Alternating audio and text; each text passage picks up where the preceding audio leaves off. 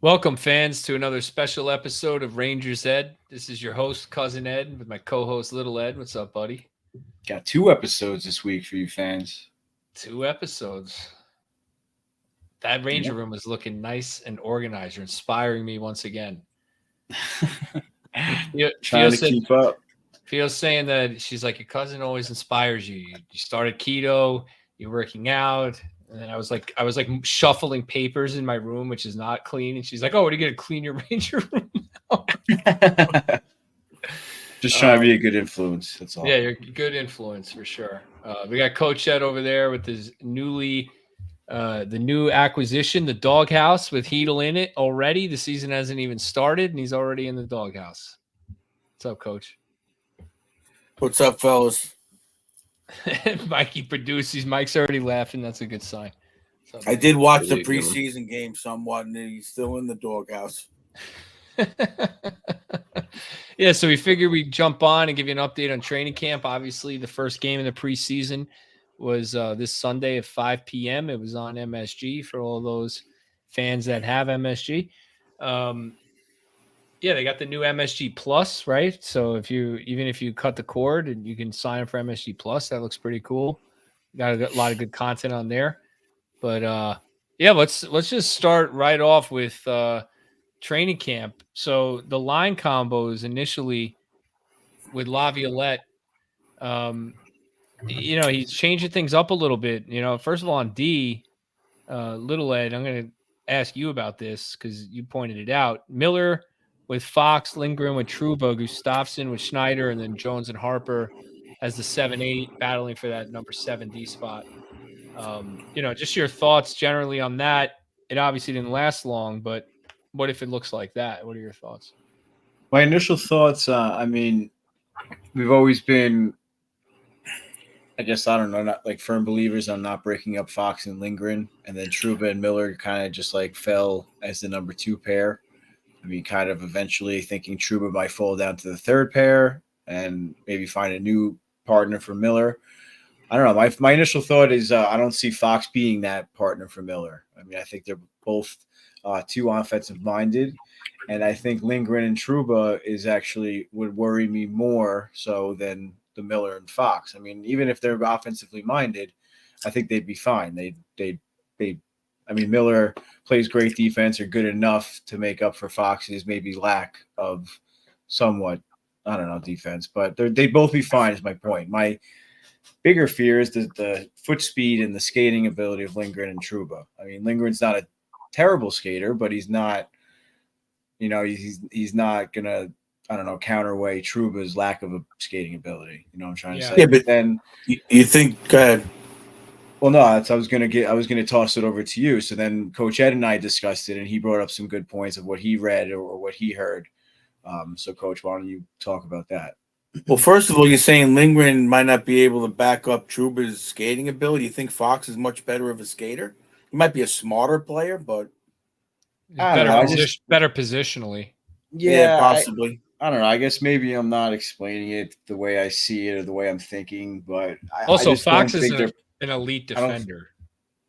I He's just an don't think their elite playing defender. styles in general line up. That's all. I mean, Well, what Laviolette said in his one, of course they immediately bombarded him with these questions. Is this going to be the line combinations for the season? He said no. This is the first preseason practice with the whole squad on the ice. What a dumb He goes question. in. Who asked that question? I don't even know. You don't know. There's just a microphone there. But what I like about it is what we've been saying for a couple of years, which I'm interested to see what Laviolette does.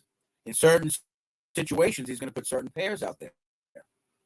So if they're down 2 goals with 4 minutes left, he may put in an offensive zone faceoff, which is what he said, Fox and Miller, where you have a better chance with puck movement and shooting ability and so on, which I like because I'm interested to see like Trotz did in Washington and Laviolette seems to be like that. He said the same thing. There's going to be situations where I want two defensive-minded players out there in a defensive zone face-off with the lead. So I'm interested to see what he does with the forwards in that situation. Also, like we've been talking about, why is Panarin out there with a 1-goal lead, Yeah, that's an giving interesting possibly point. giving the puck away? So I'm looking forward to seeing how he does that and how that plays out. Even on a penalty Because, kill, like we've talked about Lindgren, over and Trouba might over, work. Trotz finally got Ovechkin to realize he doesn't need to be out there with a minute left in the game in a lead. It's hard to get those guys who want to be on the ice all the time to buy into that. Yeah, I guess Yeah. that's kind of what I was thinking too. Is like Lindgren and Trouba are two defensive-minded players. I don't think there's enough offense in there.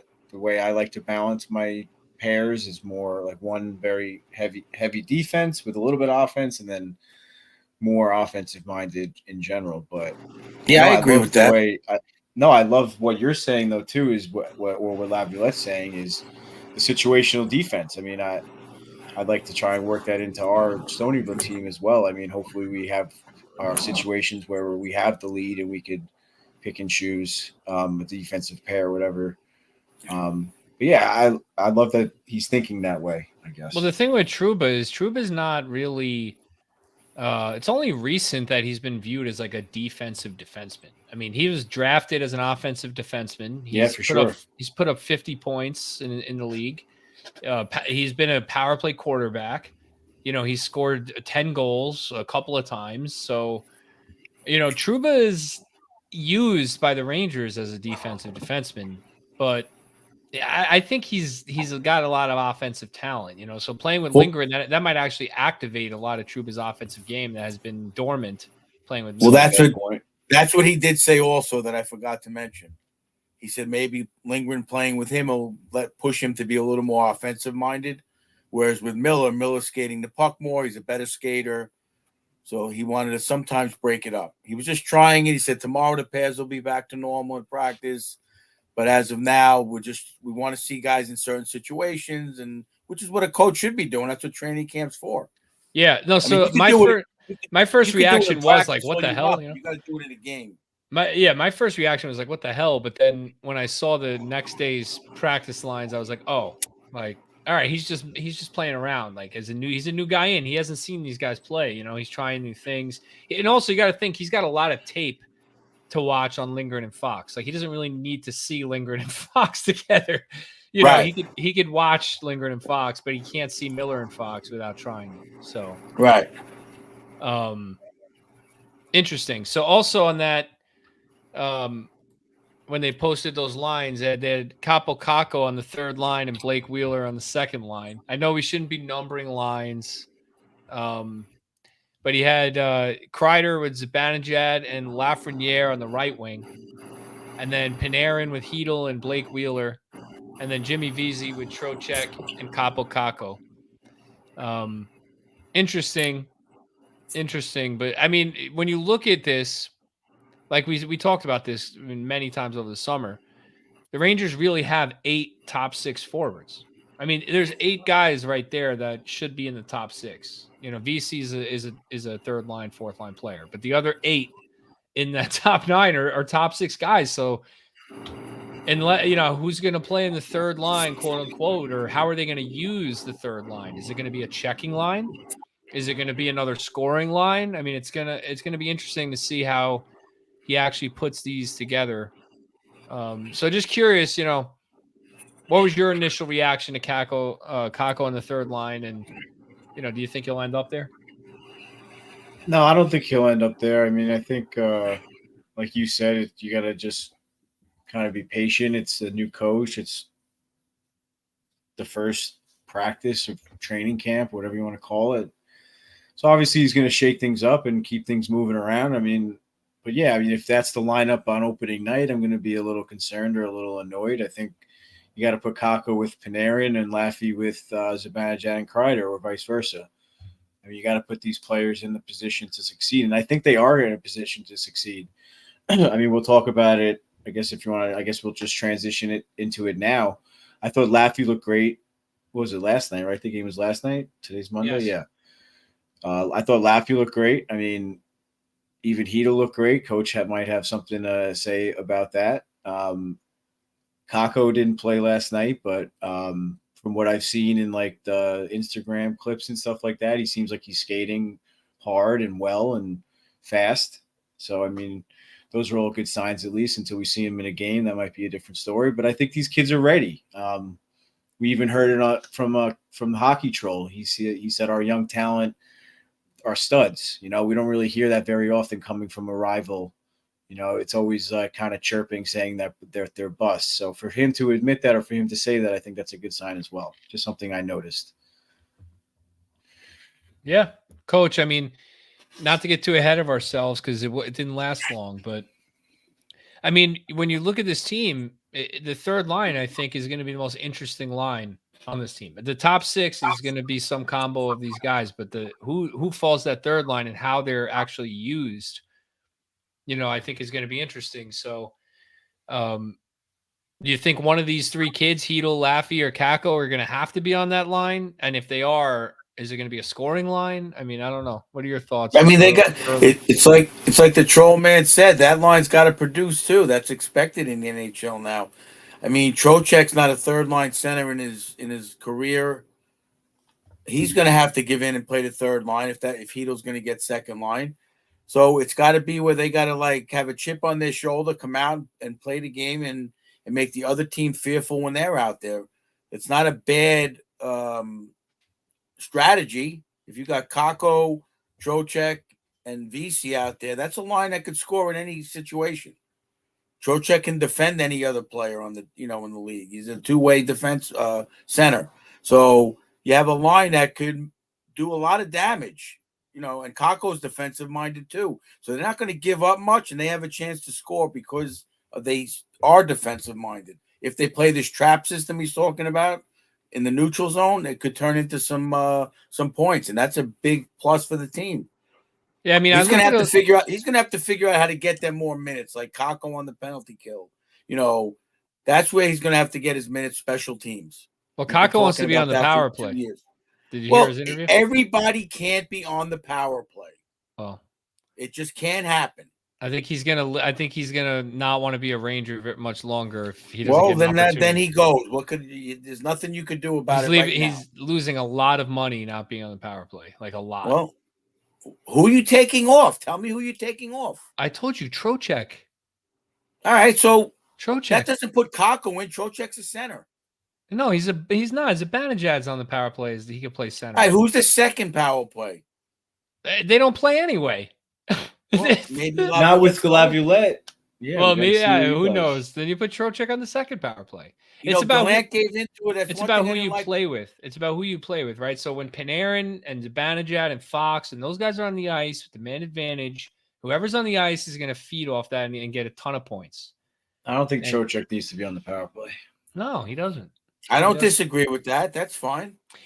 So when you were talking about before, Ed, about you like defensive defenseman with an offensive defenseman, I agree with you on that. When it comes to forward lines, I typically like a playmaker with a scorer, right? So I'd like to set it up where, usually the center is the playmaker, but our team's centers are all scorers. I see Zibanejad as a scorer. He's a playmaker too, but he's a scorer. He's our best shooter. Heedle is not a playmaker. He's also a sniper. And then Trocheck is another scorer. Really, our playmakers. Joe Micheletti, Heedle is our second best shooter. He was all over him last night. Heedle's a great shooter. So you got Panarin, Lafreniere, and Wheeler are all playmakers, right? So I would probably just try and spread those guys out on three lines with those three centers, so that you get at least one playmaker with a center, and then the other guys are going to have to forecheck and figure it out. Kreider, Kako, and who's the other guy? I guess VC. Spread them out on those lines, right? So you get a playmaker and a scorer on every line. But isn't it weird how our three centers are really not our best playmakers? Usually those are your playmakers are your centers, typically. Yeah. Trocheck you consider a scorer? I think he's more of a shooter than a passer when I think of Trocheck. Yeah, I think he's got a good shot. In his career, I don't really see him making any spectacular passes, obviously not Panarin status or even Zibanejad to Kreider and things like that. I don't really see Trocheck making those elite passes, we'll call it. He plays like a winger, but he wins faceoffs. Yeah, I mean, I think he's interchangeable on the power play, and the power play looked phenomenal last night. I know they didn't score; they had a lot of opportunities. They were moving the puck really well. It was Laffy, Heedle, and my boy Johnny Brzezinski.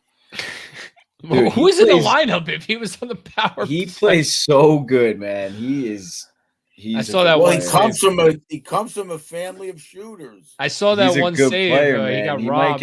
might get a look if he played the way he played last night. The rest of the preseason, he might make the team. He looked awesome. You gonna get his jersey? I want to get his Wolfpack jersey. You I think should. that'd be a cool jersey to have. With the C. Yeah. Now, all right. So Othman comes up. He's a big power Oscar's play Pro guy. States. Check him out. Get your You want Brzezinski Othman Wolfpack. on the power play too? No. Eventually, not now. Well, they can't all be there. We'll see. I mean, Not look, all of them, but we need 6 of them can be there. Yeah. 7 of them. you don't need. So I'm not saying that. All right, I'm not saying you put young guys on the power play just because they're young guys and you want them to be on the power play. That's not what I'm saying. I'm saying you have to give players opportunity. Right? It's a chicken or the egg thing, right? So everyone says you don't get opportunity until you prove it. But how do you prove it without opportunity? That's the bottom line. It's like you go to a job interview. Oh, I can't give you this job. You don't have experience. Well, how am I going to ever get a job if I don't ever get experience? That's the reality. So this is where we are with Kako. He's in his 5th year in the league. He's not on the power play yet. 5 years. This is his 5th year already. This is his 5th season. Put him on the power play. It's ridiculous. He's a number 2 overall pick. He's never been on the Rangers' first power play unit. It drives me bananas.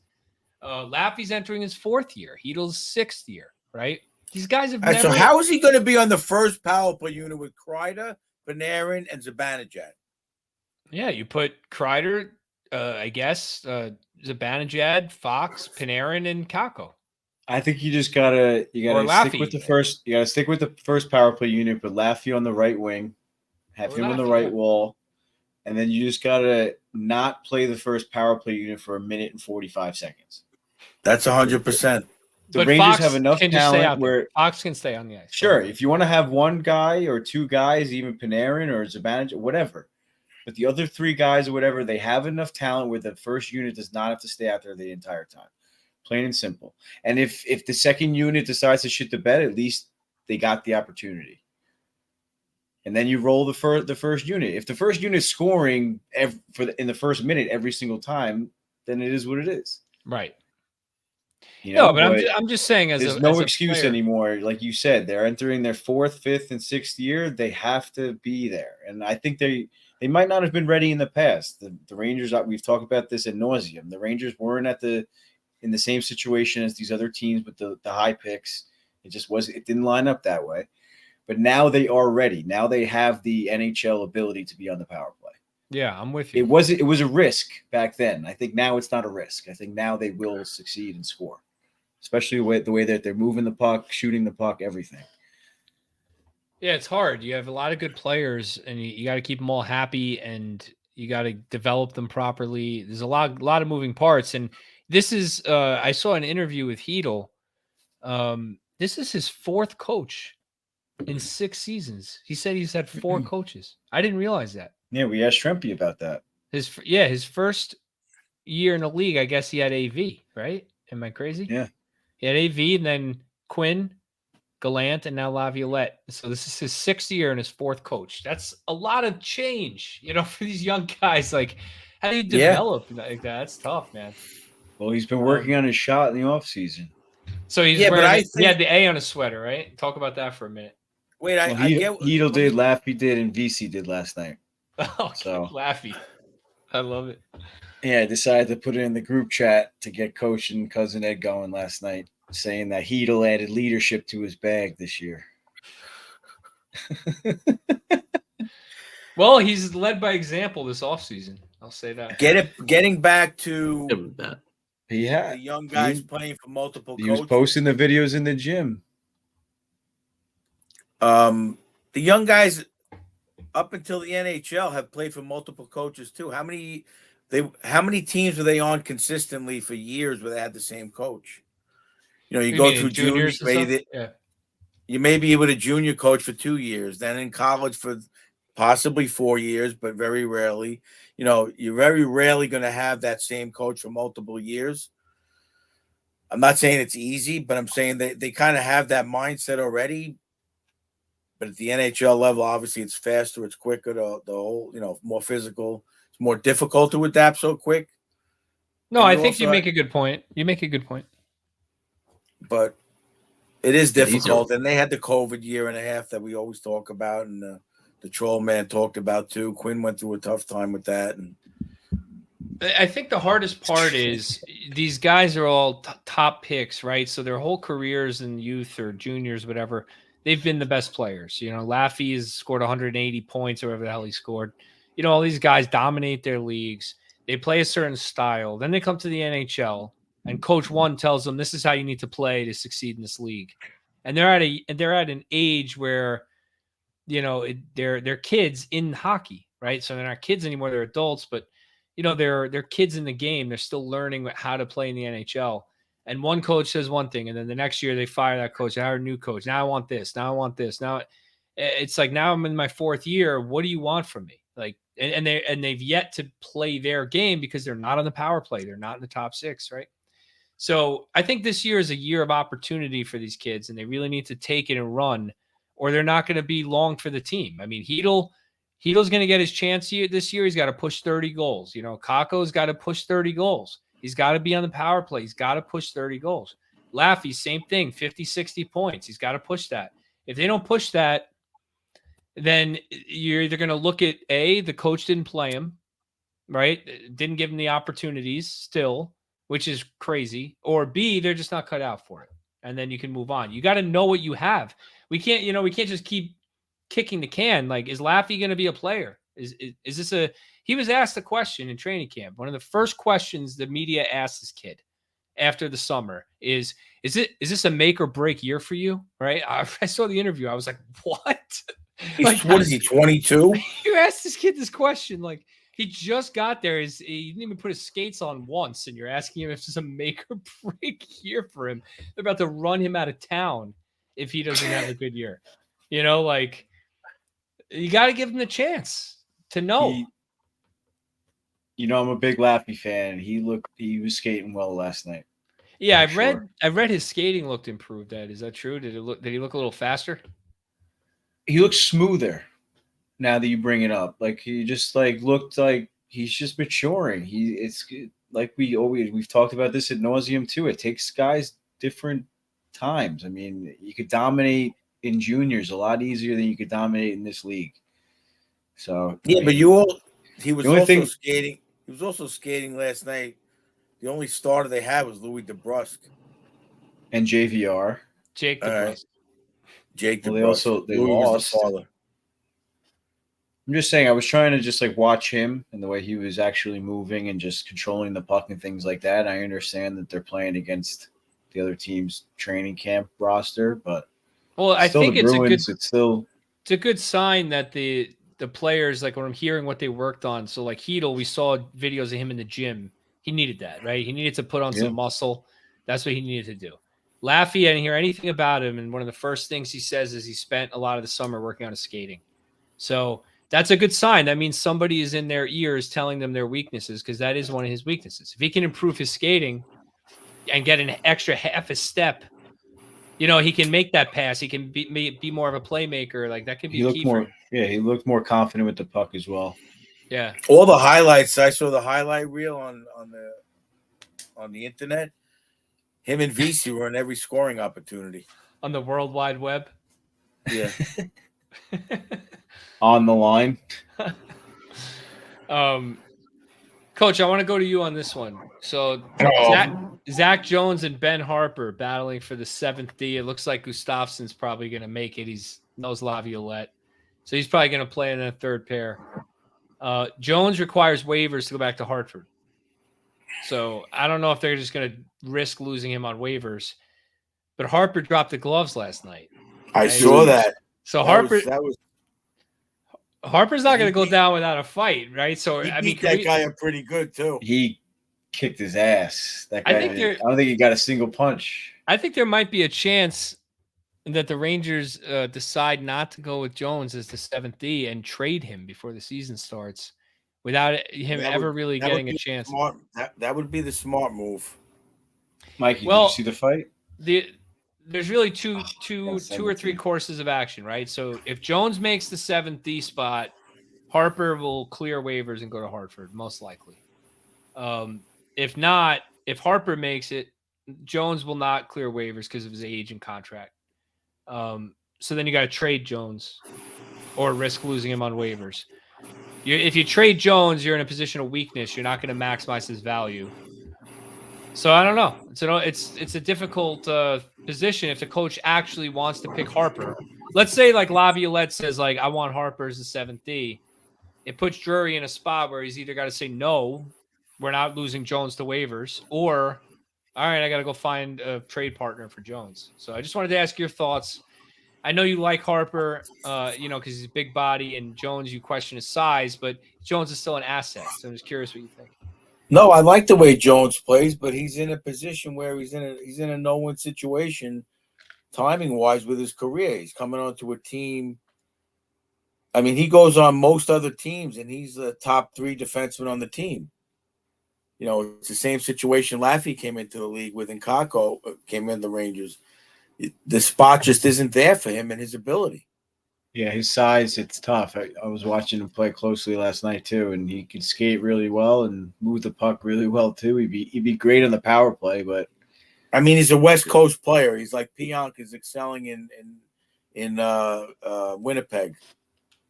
I just think it's he's got Adam Fox in front of him, and we said It's it tough. last year. You can't have two of those types of players. He's a better skater than Fox. The kid could skate. He could definitely skate. I tough. agree. I think he reminds me of obviously Torrey Krug because of his size. But he's got to. The one thing he doesn't do like Torrey Krug is Torrey Krug gets physical, right? Like Yeah. he's thick, so he's small, but he'll hit. He'll take a hit. Like I don't know. Jones is an open question on that. Like in the East, like you said, I really like his offensive skill and his skating, but I just think maybe they held on to him too long. Like if he wasn't going to be the guy, if he wasn't going to be the 6D or the 7D this year, they should have traded him already for a second round pick or better, another prospect or something. Yeah, because now other teams are going to know that they got their hands. Yeah. He's got to think ahead and say, you know what, this kid's. I don't care what happens. He's not going to be my 6D. He's too small. Okay, so then go trade him when you're in a position of strength with him. Use him as part of a package. Something. I don't know. Seems like now they're just going to dump him like a kind of like a Gauthier type trade when they picked him up, like a prospect for prospect. But why did they get Gustafson then? Why didn't they just keep Schneider, Jones, and Harper?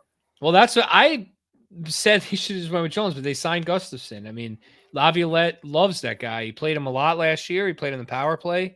He had like 40 points. So he's good. He's not a bad player, Gustafson, but I don't know. I just don't see. I don't see how you can lose Jones to waivers. I don't think that's an option. No, I think that's you not an either option. you got to risk Harper or trade Jones. It's one or the other. Laviolette raved about him in the press conference too. What, Harper after or the Jones? first game. No, Jones. Oh, he did. Yeah. What did he say? He just said he moved the puck well. He looked good out there, making transition passes, and he skated well. Pretty much what we know. Did he say anything bad about any other player? Because that could just be coach speak. He said they had to work on a lot of defensive zone plays, and they gave up too many grade A chances that were unnecessary. Who was in net last night? Quick? What's that? Quick started. He did not look good. No, I'm not gonna lie. And well, Halak didn't look good. Domin came in. Domin came in and he didn't really get challenged. They didn't pull Quick. The plan was to split the game from the start. And Quick let in a couple of two glove side goals, I think. One of them was 5-hole, which I thought was weak. It was like a semi breakaway. And yeah, it was kind of glove side where it looked like he got a piece of it and kind of he definitely needs some work. Well, it's the first game. I'm not gonna worry. No, for sure. I mean, it's still Jonathan Quick. I just hope. I mean, even if he is a backup, he's still got to win some games as a backup. We had that last year with Halak. He had a nice little streak for us. Yeah, he's so. just got to go like 500 with like, if he goes 10-10 or 10, 12-12 as a backup, that should be enough. We'll see. I 12 don't wins want is to. asking a lot. Let's hope we got. Every year I say this, and then I complain about the backup for half the year. So we'll see. We'll see what happens. But all right. Anything else on the preseason so far? I mean, we're really just in the beginning of it. I don't know if anything else sticks out to you guys. No, that was really it. I mean, I guess that big save by Bussy, another Long Island boy on the Bruins, another goalie that the Bruins have. On the Oh, he is Brodzinski. from Long Island? Yeah, he played for the Gulls. Wow. They said he played with McAvoy or against McAvoy or something. I don't know, but if he played with McAvoy, that means he played with Fox too, right? So they didn't mention that, so who knows? But yeah, I mean, I was pleased by the gameplay. I mean, Bussy, that kid stood on his head. I mean, Coach, I know you said earlier that he didn't really challenge him. I think they did kind of challenge him. They had a lot of nice plays. VC had an opportunity to score. No, I semi didn't. drive to the net that he likes to do. I didn't say they didn't challenge him, but they just didn't put the puck in. Like hit him in the chest. He made that great glove save. That was on Brodzinski. Yeah. Yes. On the power play. That was a save. And I'm not saying the kid's not skilled. It was also a bad shot. He shot it too far into the far post. Into the middle of the net. Yeah. If he hits short side, he buries that easy. Heedle made some nice plays. He did have some good shots, but he also hit him square in the chest a few times. So that's not nothing's changed there for Heedle. He didn't change the heel of his stick this year? No. Not yet. No, the lie. Yeah, the lie. He had the wrong stick. Yeah. Schneider made a tough play. I DM'd Brendan, our Stony Brook captain, our best defenseman, and I was like, keep an eye on the way Schneider plays. And maybe 2 minutes later, he flubs one of the defensive, dead giveaway in the defensive zone for a goal. Yeah, I mean, I think overall it was a good first game for sure. I wouldn't mind seeing Miller with Schneider. Oh, and Cooley, the other guy, Cooley, he had a good game, strong game. Yeah. I like the way he plays. I saw him at the Hartford game last year. He was all over the ice, so he's definitely going to make the squad. We got to bring him up. We got to bring him up and get him on the power play too. No, he's a bottom six guy, Cooley, I think. Othman I see more as a top six talent, but Cooley's more of like a third liner. I like Cooley. I like Cooley a lot. I really do. He's a big physical forward. I like him. Yeah, I think one more year in Hartford for him, and maybe next year will be his real opportunity. See, I would have liked to see like Jones with Trouba and Miller with Schneider, and just leave Linger at Fox alone. I think that those pairs would be nice. I don't know. We'll see what happens. There's a lot to go. A lot of time. Should what about this news with Mika and his non-contact jersey? Oh yeah, I forgot about that.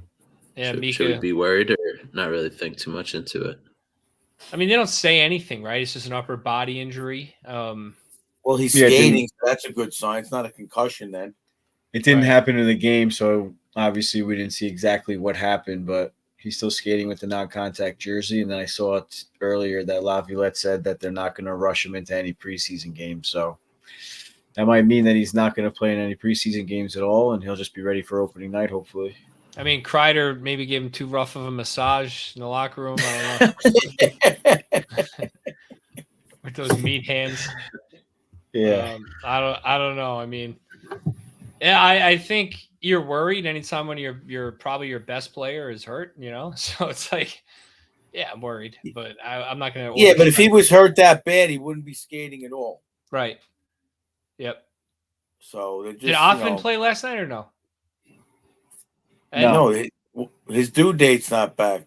Oh yeah, he's still out. He's out as well. I mean, look, I think Zibanejad will be fine. I'm curious to see Othman. I want to see his progression from last year. I remember him in camp last year. He impressed me. So I want to see where he's at in his career. Yeah, tomorrow night they got a game, right? Tuesday night? Icelanders. What time?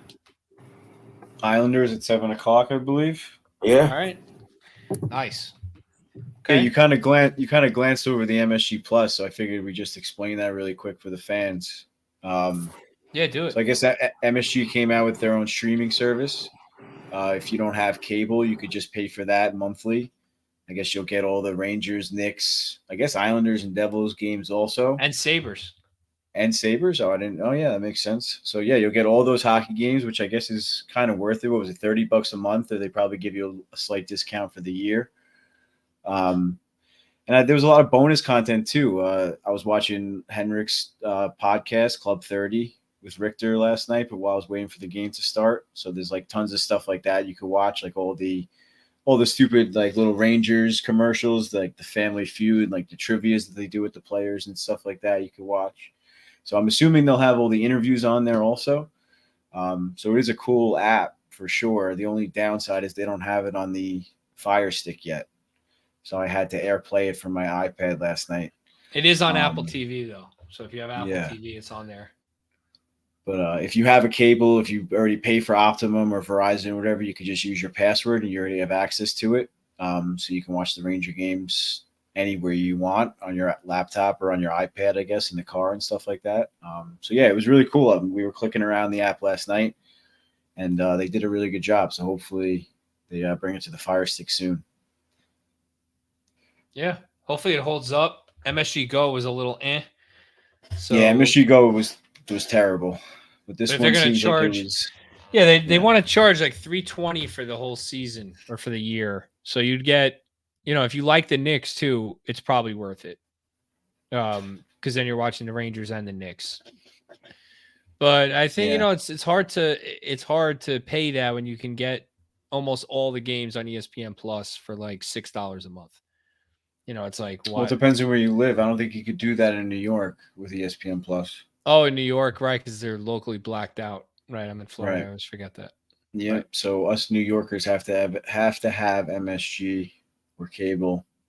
Fubo, Mikey and Coach Ed have, but I don't think I'm going to renew mine this year now that we have the MSG. So, yeah, there's I don't know. I thought it was a cool app though. I like that. I'm looking forward to just being able to like go on the app and watch the interviews instead of having. So if you have Verizon, you could get it. Like if you have Verizon or Optimum, you could just sign into the app. Yeah. No. If you have a cable subscription, yeah, that includes MSG, you can sign in through your cable subscription and access the app. All right, I understand. Kathy has Verizon and she has MSG. So then you can use Kathy's login to get MSG Plus. Yes. But the app is not on your TV yet. It's only will be on your phone. And then you have to stream it from your phone. He won't know how to do I can AirPlay it. No, you could try. You use double-sided duct tape. And you just put it right up. Just put a little thing to hang your phone up in the corner. So yeah. I'll put a big magnifying glass in front of it. All right, cool. So yeah, MSG Plus going to be fun to check that out this year. So you guys want to talk fantasy hockey? Yeah, real quick, for sure. All right, so this is going to be the first year of the Rangers Ed Fantasy Hockey League. We've convinced Coach Ed to join as well. So now we got all four of us are going to join. We also have some other friends of the podcast, including Neil, who's already signed up, by the way. He was one of the first to sign up, so I know he's gonna probably win the league, knowing Neil. He might give Cousin Ed a run for his money. Yeah.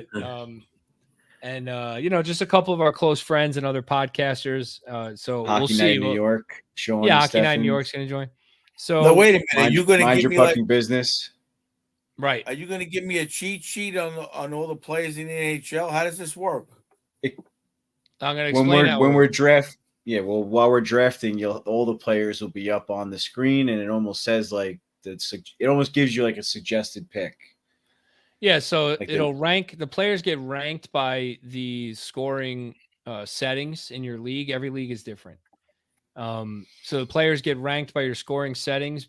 For example, like a league that counts hits, Tom Wilson would be much higher ranked than in a league that doesn't, right? Because his points and goals and assists are lower. This is what you got to do. You got to make it fair. You got to make it Coach Ed friendly playing style. Right. So here's the this can be changed. Coaches award players and still do well.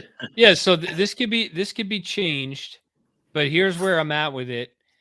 2 centers, 2 left wings, 2 right wings, then 3 forwards. That would be 3 lines worth of forwards total. 5D, 2 goalies, and then a ton of bench spots and injury spots in case guys get hurt. Okay.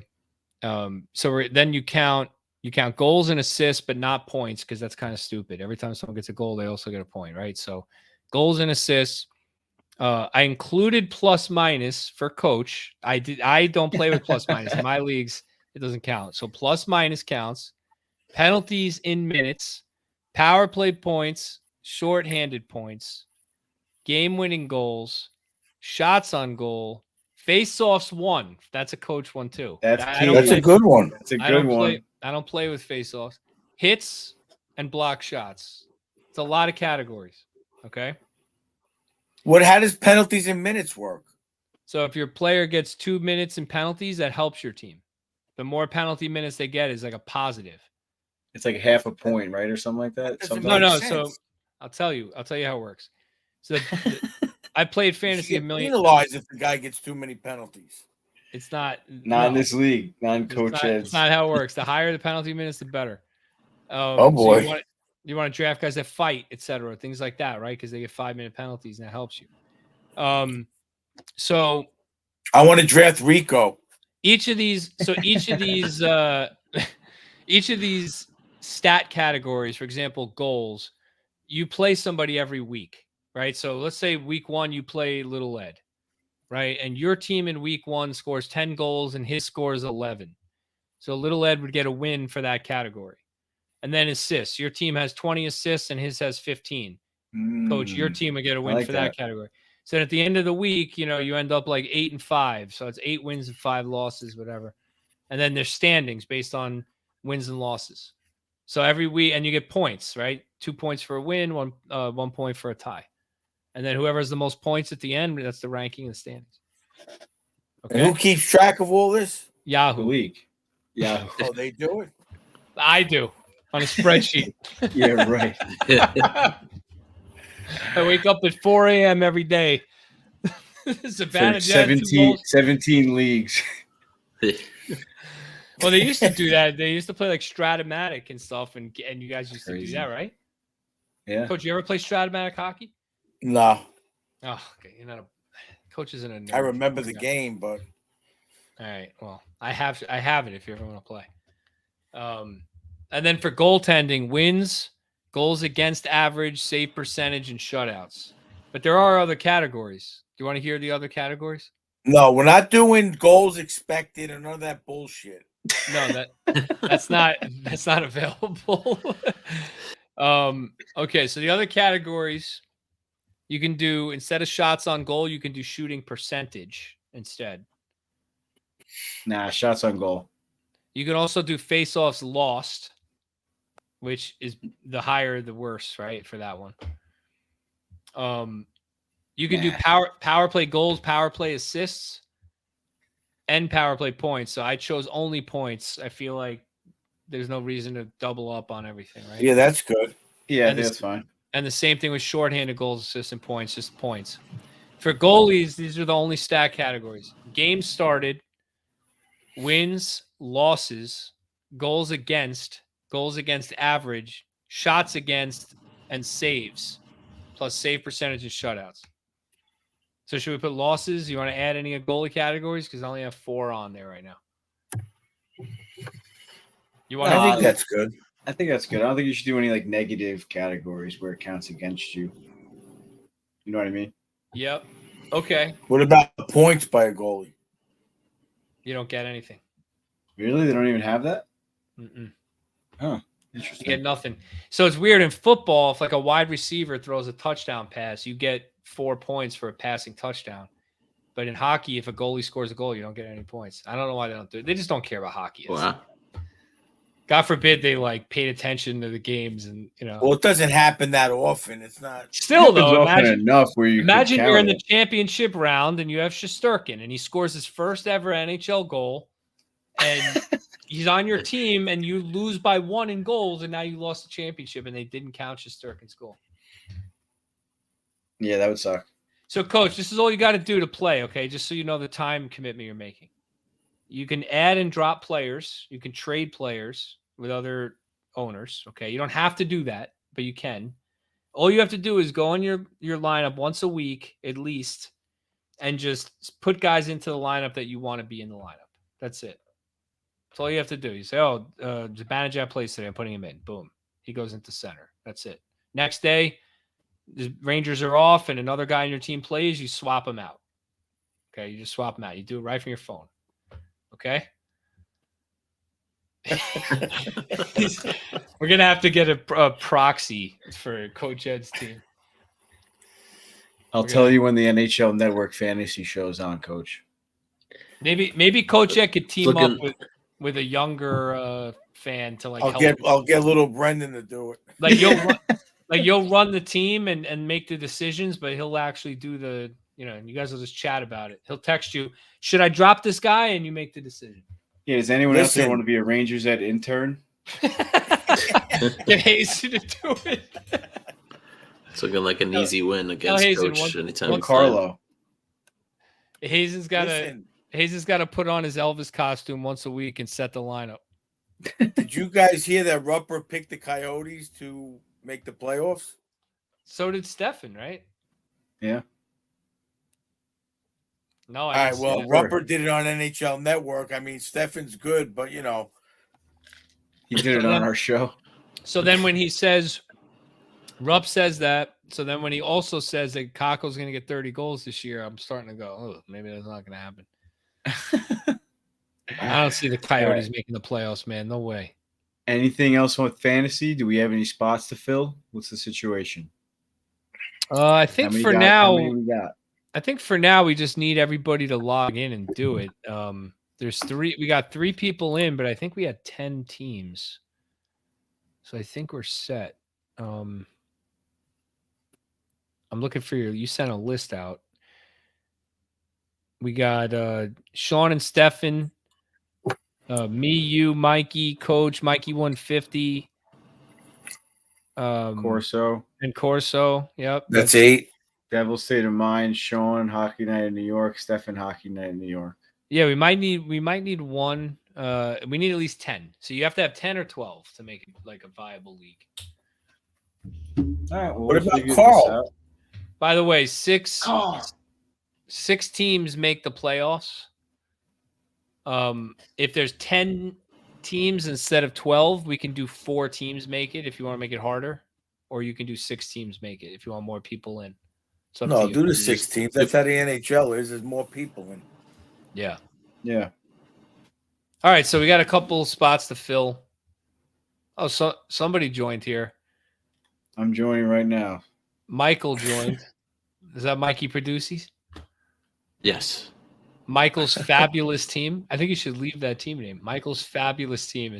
That's the generic team name they put there. Anyway, all right. So we'll get that going. And fans, if you like fantasy hockey, maybe we'll do a little segment on, who's hot, who's not, or whatever during the season. Not maybe. That's what we're gonna do. That's the whole point of this. Oh, is it? Oh, I didn't know that. Content, baby, content. All right, sounds good. All right, I'm and looking mind forward your fucking business too. I don't know if we name them. They're joining, right? Did we say that? Oh, Jeff's gonna join. Both of them, yes, or just Jeff's Jeff? gonna join. I didn't ask, but as of now, just Jeff. But are you guys going on tomorrow? Coach Ed will be on tomorrow. I don't think I'll be available. Coach Ed joining Mind Your Fucking Business tomorrow. Check that out on YouTube. 10 o'clock. Well, by the time you're listening to this episode, it'll already have happened Tuesday morning at 10 a.m. But they can still watch it. Well, they could go back and watch it now. Yeah.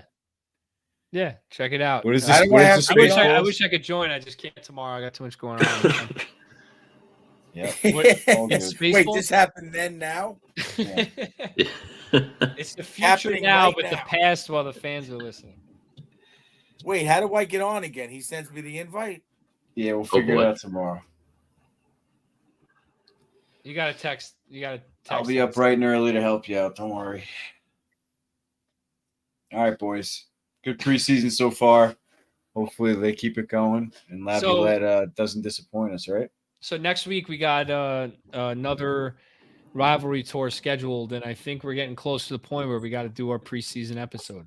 Season starts October 10th, so Yeah. look out for that too, fans. All right, yeah, let's squeeze in one more rival So- tour episode and then gear up for the regular season. We got to do Looking our forward bold to it. predictions, you know, all that. I'm already thinking about it. I'm already taking notes. Coach, I think is 2 for 2 in the last 2 years in his bold predictions. On what? On your bold Bold. predictions. Well, All right, so maybe not 2 for 2, but you had Strome at like 40 assists one year or something, and you hit that. 30 assists, you hit that, and then you had another one. I think last year's you hit also. all right, we got to come up with those stats. Let's see what they were. Can we recap last year's bold predictions? Yeah, get your boy on it. Go back and tell us. Where's our boy? Joey. What's Try. his name? Joey? Yeah, He's getting Joey. married in October, so he doesn't have a lot of free time. Oh boy. I understand that. He's not gonna have a lot for a while. Yeah, she's a tough one too. All right. Wait, she's an Islander fan. Wasn't she an Islander fan? I don't know. I don't remember. I think she was an Islander fan. We were watching the game. All right. That's going to be a rough one. Love Oh, you guys. Love you guys. Talk later. Love you All right, guys. boys, have a good night. Love you. We'll talk tomorrow. Later. Latest.